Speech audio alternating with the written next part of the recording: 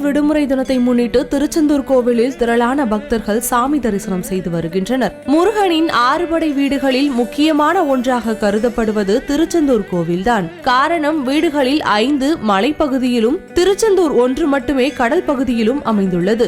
130 அடி உயரம் கொண்ட இக்கோவிலின் கோபுரம் 9 தளங்களை கொண்டதாக அமைந்துள்ளது. முருகன் சூரனை வதம் செய்த இடம் என்பதால் இந்த கோவிலுக்கென்று பல தனி சிறப்புகளும் உண்டு.